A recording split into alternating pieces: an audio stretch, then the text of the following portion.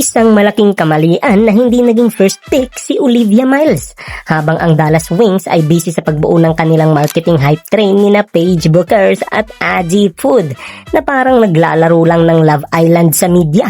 Hinayaan nilang makuha ng Minnesota Lynx ang totoong generational floor general ng 2026 draft class at ngayon nagbabayad sila sa bawat laro. Tingnan nyo ang possession na to laban sa Minnesota. Pag-agaw ng bola diretso sa kamay ni Miles, walang panic, purong spacing. Sa perimeter, gumamit siya ng kaunting push-off para makalikha ng separation, sinunda ng elite footwork.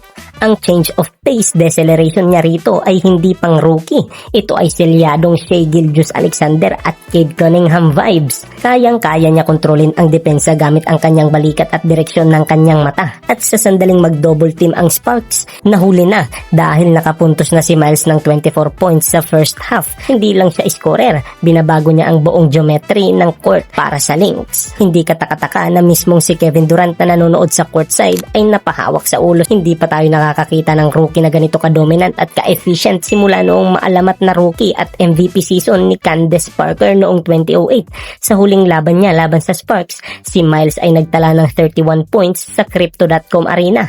Ang nakakagulat, ginawa niya ito sa loob lang ng 26 minutes sa likod ng nakakalulang 80% field goal efficiency.